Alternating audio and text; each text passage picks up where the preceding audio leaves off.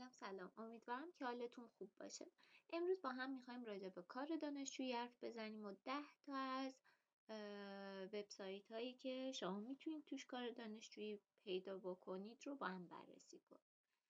کار دانشجویی وقتی شما میتونید این نوع کارها رو پیدا کنید که توی تیتر دو سژورتون نوشته باشه اتودیانت. اگه پاسپورت تالانت هستید یا دانشجوی دکترا هستید، احتمال اینکه بتونید کار دانشجویی بکنید تقریبا وجود نداره، چون که اگه ویزاتون اتودیانته چرا 20 ساعت کار دارید، ولی اینو هم در نظر بگیرید که اگه گرند فاند یا سکالرشیپ ندارید و دانشجوی دکترا هستید و خودتون باید پول خودتون رو در بیارید، یکم براتون سخت میشه، چون هر روز باید از 8 تا 6 عصر دانشگاه باشید. بسته به رشته‌های مختلف متفاوت قطعا ساعت کارش، ولی وقتتون بیشتر برای تحقیقات میره تا اینکه بتونید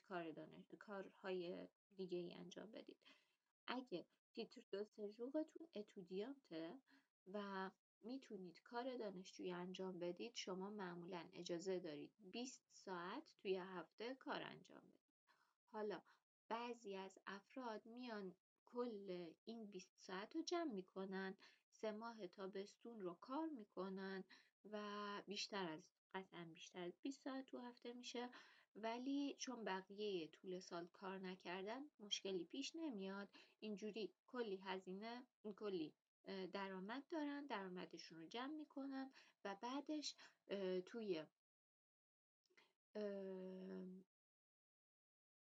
بقیه ماه‌های سال از درآمدی که اون 3 ماه تابستون کسب کردن استفاده میکنن. کارهایی که میتونن بکنن متفاوته، بستگی به مهارت و سلیقه‌ای که دارن. مثلا بعضی دوست دارن توی آمازون کار بکنن، یا مثلا توی هتل کار بکنن، بار و چیزای مختلف.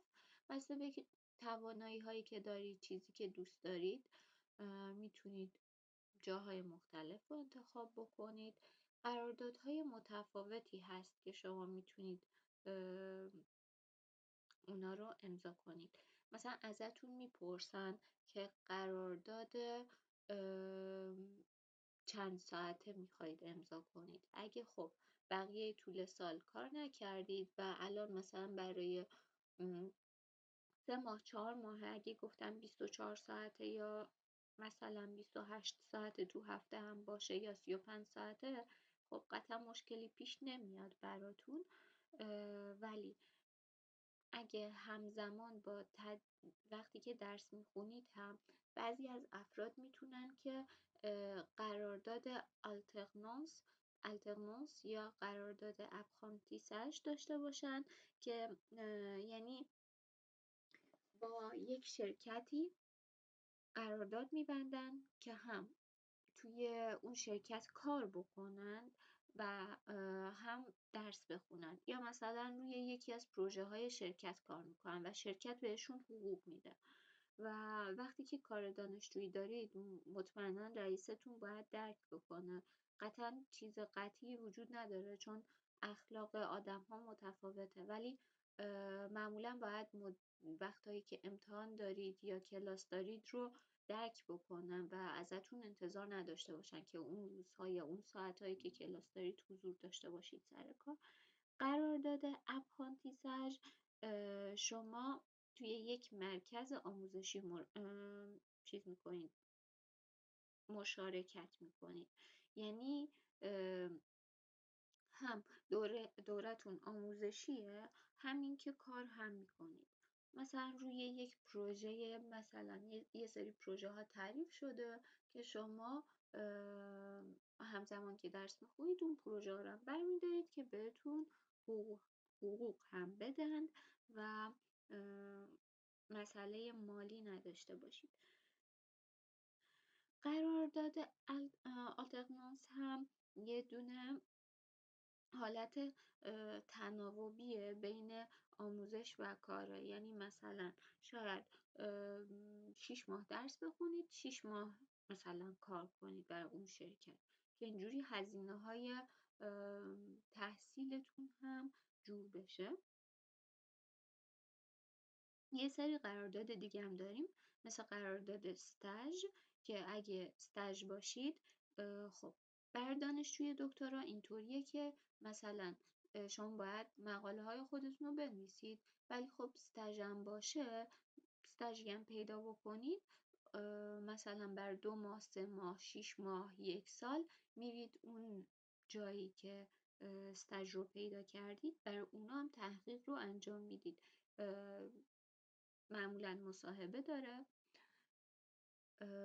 حقوقش هم بسته به کاری که هست متفاوته. قطعا بر رشته اقتصاد میدونم که استاژ هایی که توی فرانسه است خیلی درآمد بالایی نداره، ولی استاژ هایی که مثلا از بانک اروپایی میتونید پیدا بکنید یا OECD یا مثلا چیزای دیگه، قطعا درآمد بهتری خواهد داشت. خب به اون مدت مشخص چند ماه شما اونجا کار میکنید، بهتون حقوق میدن و مزایاش متفاوته. احتمال داره بیمه بکنن نکنن، هزینه حمل و نقل بدن ندن و یا چیزای مختلف. قرارداد وکاسیون دارید که بچهای دکترا هم میتونن این قرارداد رو بگیرن، معمولا چند ساعت توی هفته حق دارن کار بکنن. مثلا یک دانشگاهی یکی از درساشو میتونه مثلا 10 ساعت توی یک ترم میتونه فقط به یک نفر بده. این قرارداد وکاسیون میشه که شما تو یک هفته ساعت 1.5 ساعت مثلا باید درس بدید. قرارداد وکاسیون داشته باشید، قطعا اگه اتئوق بخواید اقدام کنید سریعتر شما رو برمیدارن، چون قبلا مثل یک تجربه تدریس شده براتون، هرچند کم بوده ولی خب باز کمک میکنه به اینکه شما تجربه داشته باشید.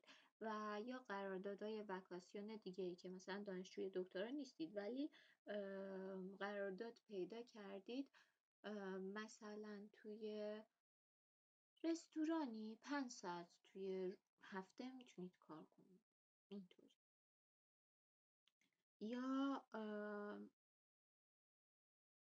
قرارداد دیگه‌ای که میتونید داشته باشید کنترا دو ترافای اتودیانته که به صورت پاره وقت تنظیم شده، وقتایی که کلاس ندارید میتونید برید تو اون مؤسسه یا مثلا رستورانی جایی که هست کار کنید.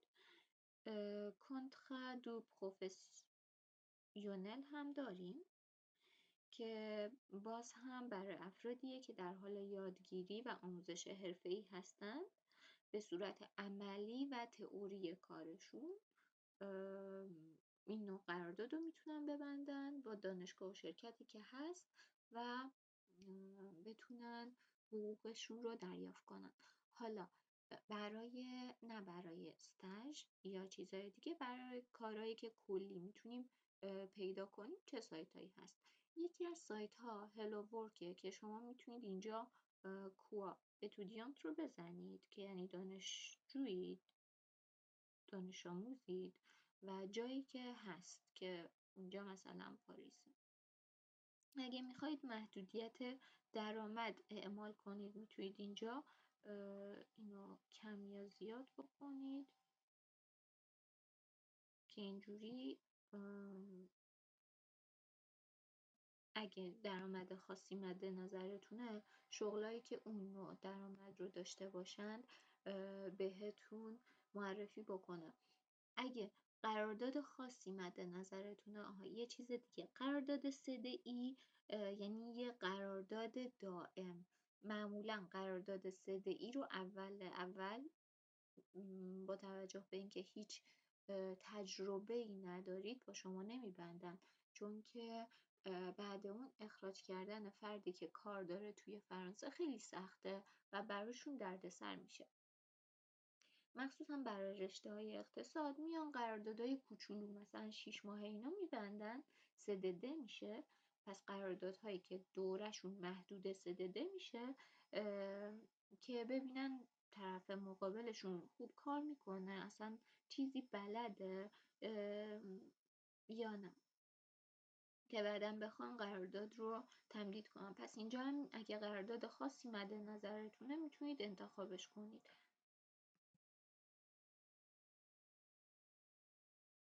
بعد فیلتر دیگه ای اگه مد نظرتونه مثل مثلا از کی شروع به کار، از کی درخواسته روی سایته.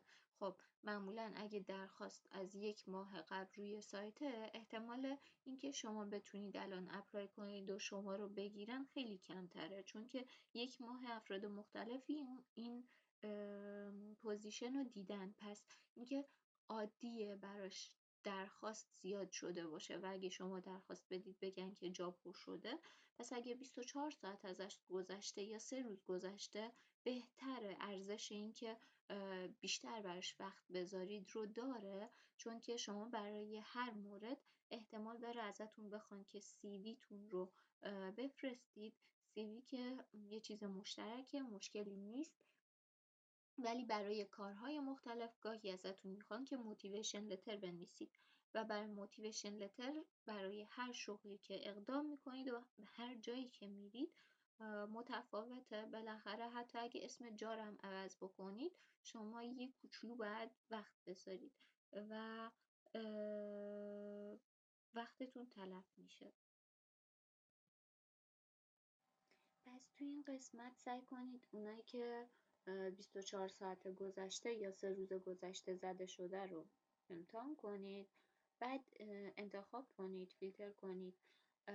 اگه مد نظرتونه که تلتخوابی باشه، یعنی خونه بمونید و کار کنید به جای اینکه توی اون مکان حضور داشته باشید، میتونید قراردادهایی که به صورت کامل آنلاین هستن رو انتخاب بکنید.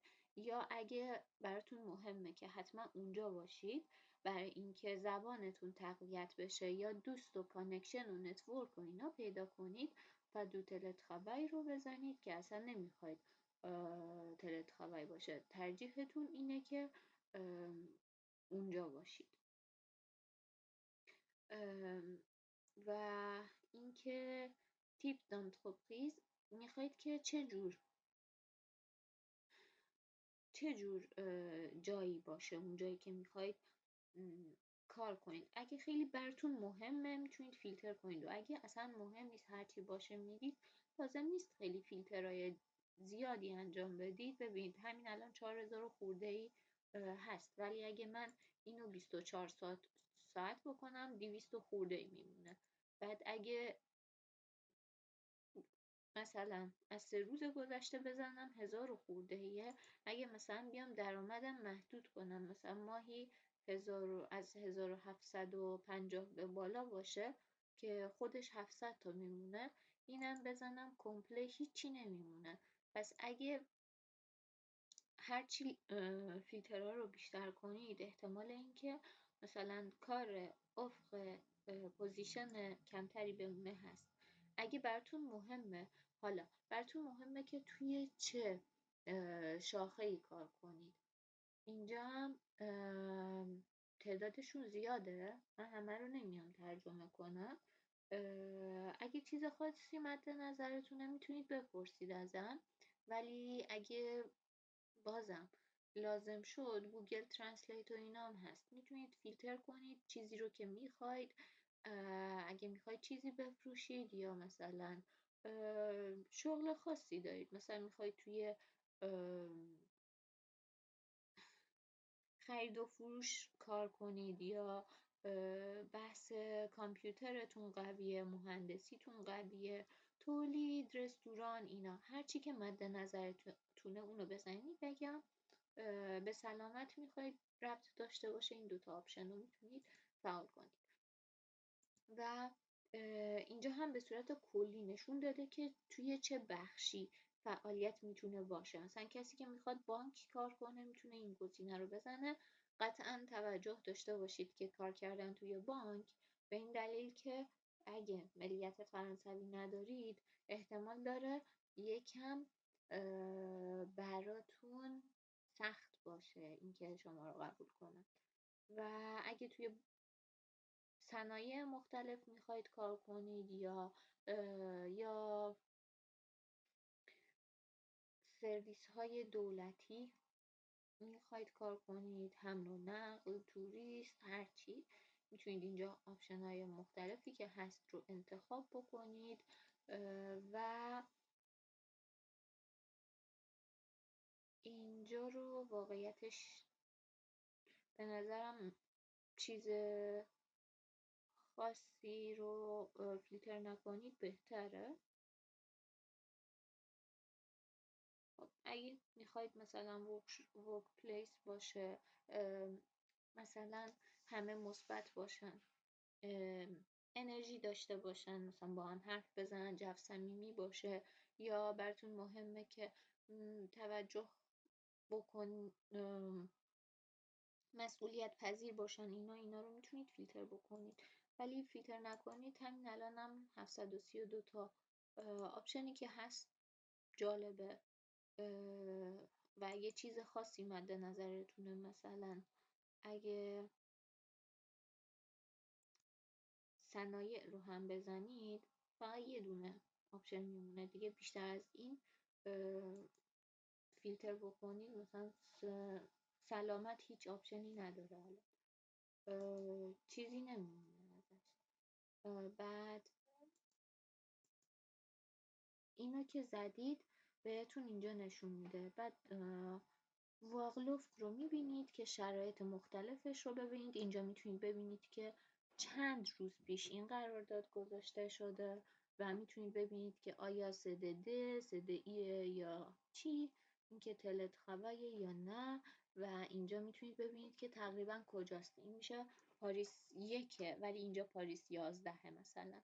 اگه براتون مهمه که بدونید کجاست، این رو هم میتونید اینجا ببینید. بعد مثلا میاید این مثلا کار دانشجوییه که میتونید مواظب بچه ها باشید. ساعتی بهتون 11 یورو و 95 سنت میدن. دیگه بستگی به خودتون داره چی رو دوست دارید. میتونید واق رو بزنید و اگه خواستید مثلا این گفته که چیزایی که خواسته سال اول و 2 لیسانس باشید یا حداقل برای 3 ماه میخوان و میتونید اینجا پستوله بزنید که یعنی میخواید اپلای کنید. و این قسمت هم باز میتونید مشخصاتی که هست رو بخونید اگه چیز خاصی مد نظرتونه. سایت دیگه هم همینطوری میتونید جزوی اتودیانت رو بزنید اگه دانشجویید، خانم یا آقایید و اسمتون، چه سال تولدتون رو اینجا وارد کنید و یه مشخصات کلی، این که کجا زندگی میکنید، یا من همینجوری یه چیزی نوشتم درست نیست، شماره تلفنتون چیه، ایمیلتون چیه رو میزنید. ازتون میپرسه که آیا ماشین دارید، که اگه مثلا میخواید بچه ها یه خانواده رو جابجا کنید، اگه ماشین دارید میتونید بزنید، یا ندارید و اینجا بعد پستوله ازتون میپرسه که چه ساعتی براتون اوکیه. این رو هم میزنید و ادامه میدید. بعدش میتونید کارهایی که هست و فعالیت هایی که هست رو مشاهده کنید. سایت بعدی، اینجا بازم میزنید که دانشجویید و کدوم شهر هستید. جاهایی که هست رو میتونید اینجا فیلتر کنید اگه قرارداد خاصی مد نظرتونه یا شرکت خاصی، و درآمد خاصی اگه مد نظرتونه فیلتر کنید و اینجا هم شغل رو پیدا کنید. سایت بعدی این سایت هست که باز هم آپشن های مختلفی داره. همونطور که میبینید بیشترش از هلو ورکه. پس هلو ورک تقریبا در برگیرنده همشونه. این سایت دولت فرانسه است. اینجا هم میتونید کار دانشجویی پیدا کنید و یکی از آپشناتون میتونه باشه. آپشن بعدی student job هست که بازم میتونید اینجا بزنید که شما دانشجویید و کدوم شهرید. توی بعضی از این سایت ها میتونید خودتون سیویتون رو هم بذارید یا سیویتون رو درست کنید و اینطوری اگه مثلا یه دونه شرکتی دوست داشت شما رو استخدام کنه بهتون ایمیل میده. مواظب کلاهبرداری باشید. گاهی یه ایمیلایی بهتون داده میشه که اصلا چیز جالبی مثلا میگه که یکی فوت کرده 5 میلیارد دلار یا یورو به شما ارث رسیده، شما شماره حسابتون رو بدید یا روی لینک فلان کلیک کنید یا بسته پستیتون اومده. اگه این سری ایمیل ها رو دریافت کردید اصلا توجه نکنید، سعی کنید پاکش کنید حتما ایمیل رو و روی هیچ لینکی کلیک نکنید. پس قبل اینکه کاری انجام بدید حتما سعی کنید ببینید که اون ایمیلی که اومده یا اون تماسی که هست یا اسمسی که دریافت کردید اصلا از شخص معتبری هست یا نه. اسم فرد رو سرچ کنید. گاهی مثلا پیج لینکدینش میتونه منبع موثقی باشه. اگه دیدید عکس‌ها فتوشاپ شده یه جوریه که قابل اطمینان نیست، حتما مشخصات بیشتری به اون فرد ندید، احتمال داره که کلاهبرداری باشه. این سایت دیگه ایه که میتونید ازش برای شغل‌های مختلف اپلای کنید. اینجا بازم اتودیانت میزنید و دپارتمانی که هستید و همونطور که میبینید یا عالم افق سدد ای داره یا آلترنانس، هر کدوم که با توجه به شرایطتون اوکی هست. و سایت بعدی خانستد هست که باز میتونید استفاده کنید. بعضی از بچه‌ها هم دوست دارن زبانشون بهتره و یا شرایط کاری براشون بهتره یا مثلا دوست دارن کلا توی ایکیا کار کنن. اینجا هم بازم پوزیشن های مختلفی هست برای دانشجوها که مثلا این فقط برای شنبه از دانشجو استفاده میکنه یا شرایط مختلفی. بازم باید سیویتون رو آپلود کنید، موتیویشن لترتون رو و بعدش باهاتون تماس میگیرن. یا آمازون که اگه آمازون هم این قسمت رو چک کنید باز شغلای مختلفی داره. لوکیشن رو میتونید بزنید شهری که هستید و شغل‌های آمازون هم میتونه براتون جالب باشه. بازم اگه خواستید میتونیم، اگه سوالی داشتید حتما توی کامنت ها بذارید، میتونیم توی ویدیو دیگه